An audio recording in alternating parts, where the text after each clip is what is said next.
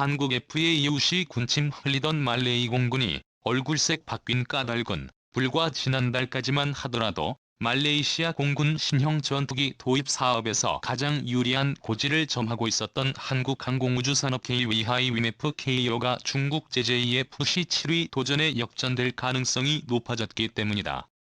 말레이시아 공군 전투기 전력은 약 50여 대 규모로 미국제 F-18D8대, 러시아제 Su-30M KEM-18대, 마이즈 2910대 등 36대의 전투기와 13대의 호크 MK.208 경공격기로 구성되어 있다. 이 가운데 MiG-29가 노후화가 심화됨에 따라 말레이시아 정부는 18대의 신형 전투기를 구매 MiG-29를 대체한다는 계획을 세우고 지난 2010년부터 신형 전투기 도입 사업 이른바 MNC의 멀티롤 컨베이어 크래프트 사업을 추진했다. 이 사업에 도전장을 내민 기종은 미국의 FA-1바리F 슈퍼 호넷, 유럽의 유로파이터 타이푼, 스웨덴의 제2의 S-39, 그리펜 등 3개 기종이었다. 이들 기종은 수년 간경합을 벌였고 지난 2017년 FA-1바리F와 제2의 LS-39가 최종 후보로 좁혀졌다. 253살미 9시의 히치하이의 내일을 2017년 연말까지만 하더라도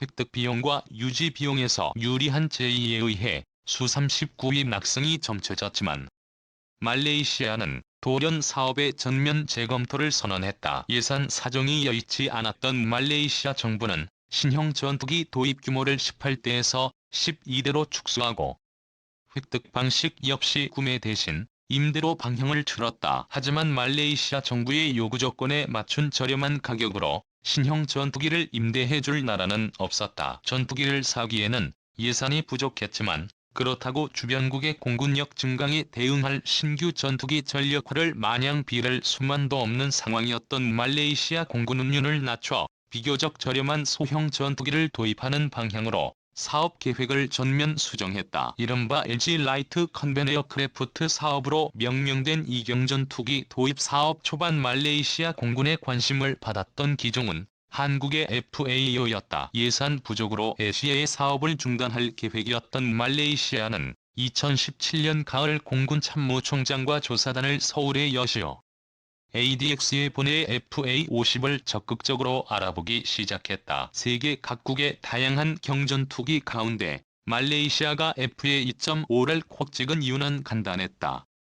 바로 가격이었다. 말레이시아는 필리핀이 구매한 FA-2의 가격이 3만 20억 원 수준에 불과하다는 점, 한국 공군이 6대를 운영하며 성능과 신뢰성이 검증되었다는 점에 주목했다. FA-50은 초음속 고등훈련기 T-50을 기반으로 이스라엘 제2의 미공사 미레이더와 미국제 부사공사 엔진을 탑재해 개발한 경전투기다. 같은 엔진을 탑재한 제2의 AS-30 그리펜과 같은 고성능 전투기에는 한참 미치지 못하지만 적절한 비행 성능과 무장 능력을 보유하고 있어 가성비가 좋은 것으로 평가된다. 면서 모든 것은 원점으로 돌아갔다. 제20으로 유명한 중국 굴지의 항공기 메이커 청두항공기공업그룹 칭2페이지 공예지2하는 지난 1월 수출용 전투기인 JF-17을 말레이시아에 공식 제안했다. 비슷한 시기에 인도 힌두스탄 항공 힌두스탄 에어로노틱스 Ltd 역시 인도 국산 전투기인 테자스 투자스 LG페이를 들고 말레이시아 신형 전투기 도입 사업에 출사표를 던졌다. FA-50 단독 후보였던 사업이 3파전 양상으로 변한 것이다. 이종의 경쟁 기종이 등장했지만 사실 인도의 테자스 LCT 등 고민거리가 아니었다. 테자스 LCA는 인도가 독자 개발하는 과정에서 상당한 시행착오가 있었고 현재도 인도군 내부에서 말이 많은 전투기였기 때문에 신뢰성 면에서 다른 나라에 제시할 수준의 전투기가 아니었다. 문제는 JF-C7이었다. JF-87은 중국이 MiG-21 대체 시장을 노리고 개발한 6.1톤급 단발 전투기로 현재 파키스탄 공군의 주력으로 운용되고 있는 기종이다. 애초에 JF-17이 파키스탄 공군의 강력한 요청에 따라 공동 개발 형식으로 개발된 기종이었으므로 파키스탄은 무려 110대의 JF-C7을 전력화했고 기존의 F-16 등을 대체하는 차기 전투기로 최대 250대까지 JF-12 보유량을 늘릴 예정이다. 준이라는 충격적인 가격으로 출시됐다. 물론 전반적인 성능은 현대적인 전투기의 기준에 부합하지 않는 면이 많았지만 가격 자체가 워낙 저렴했기 때문에 약간의 성능 개량만 이루어진다면 수출용으로 대박 조짐이 보이는 전투기였다. 파키스탄 역시 이러한 잠재성을 인식하고 중국 측에 지속적인 성능 개량 사업을 요청했다. 그 결과 개발된 블라기와 블랍3 버전은 경전투기 시장에 상당한 센세이션을 불러일으킬 만한 성능으로 다시 태어났다. 제2F-17 블랙3은 신형 K1J-7의 HSLA 레이더가 탑재되면서 탐지거리 170km 동시 추정열 4개 동시 교전 매개라는 강력한 교전 능력을 갖게 됐다. 사거리 100km의 중국판 암난 피해 12 운용 능력은 물론 다양한 중국제 정밀유도 무기와 초음속 대함 미사일 운용 능력까지 부여됐다.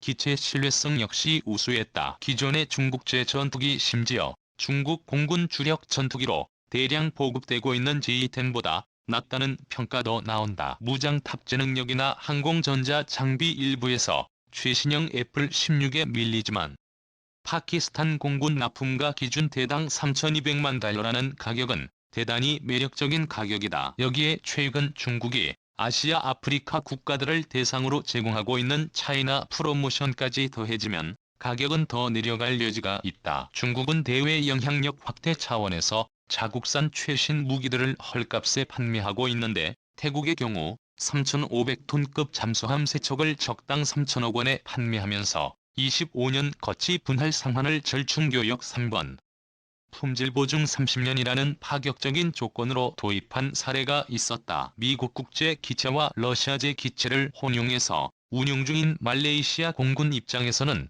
굳이 미국제 군수지원 체계와 서방 무기 체계에 집착할 이유가 없다. 이런 상황에서 구형 기계식 레이더와 구형 엔진을 달고 현재로선 중거리 공대공 미사일 운용도 안되는 FA-50보다는 최신형 KBS 레이더와 엔진 중거리 공대공 미사일 운용 능력 과다 목표 동시 교전 능력, 심지어 초음속 대함 미사일 운용 능력까지 보유하면서 가격까지 저렴한 JF-17이 눈에 안 들어올 수가 없다. 문제는 이러한 상황이 말레이시아경 전투기 사업에서만 벌어질 일이 아니라는 것이다. 미 공군 훈련기 사업 탈락이라는 치명타를 입은 KHI는 초음속 고등 훈련기 T-50과 경전투기 FL-50에 대한 해외 판촉에 더 열을 올리고 있지만 더 우수한 성능이면서 가격까지 저렴한 JF-17이 차이나 프로모션까지 옵션으로 들고 FA-50 잠재 고객들을 빼앗아가고 있기 때문이다. 이 말레이시아 한국 경공격기 FA-50 도입 아세안 네 번째 국가 될까? 한국 항공우주산업 KEAI 아세안 국가들을 대상으로 방산 제품의 수출 확대를 위해 박차를 가하고 있다. 특히 말레이시아에 적극적으로 FA-50 판매를 제안했다. KAI는 한 아세안 특별정상회의 참석차 방한한 말레이시아 총리 일행이 본사를 내방해 항공기 생산 현장을 시찰했다고 25일 밝혔다. 마하티르 빈 무하마드 말레이시아 총리는 경공격기 FA-150 기본 훈련기 KT-1, 수리온 헬기 KV 지원 등을 중점적으로 살펴봤다. 그는 생산시설을 직접 보니 더욱 신뢰가 간다며 협력관계를 지속적으로 이어가길 바란다고 말했다. 말레이시아 공군은 현재 차기 고등훈련기 경전투기 L 도입 사업을 추진 중이다. KAI는 경공격기 FA-50을 제안했다. FA-50은 높은 가동률을 기반으로 한국 공군에게 성능을 인정받은 경공격기다. 말레이시아가 FA-50 항공기를 선정하면 아세안 10국 중 인도네시아, 필리핀, 태국에 이어 네 번째 국가가 된다. KEK는 이날부터 사흘간 부산에서 진행되는 한 아세안 특별정상회의에 참석한 아세안 정상들을 대상으로 김해공항 제5공중기동비행단 프레이허식 KT-1 KV 지원을 전시하고 있다. 앞서 KAI는 말레이시아 LIMA 에어시어, 태국 DNS 방산 전시회에 참석해 한국산 방산 주력 제품을 선보이는 등 각국 군 관계자들과 다양한 협력 방안을 논의해왔다. 이날 KKAI는 FA-50 등의 한국산 항공기를 하산할 볼키아 브루나이 국왕에게도 소개했다. 지난 24일에는 안현호 KAI 사장이 델핀 로렌자나 필리핀 국방장관을 만나 FAO 추가 수출과 KT-1에 대해 심도 있게 협의하는 등 공격적인 수주 활동을 진행했다. 오는 28일에는 KEAI 사업본부장이 한국인 기업인과 의무릉 우옌수원 북베트남 총리 간 간담회에 참석해 수리온 의무 후송 헬기와 KT-1을 소개할 계획이다. K의 이야기 관계자는 T-50은 인도네시아 첫 수출을 발판으로 삼아 필리핀, 태국 등 수출 시장을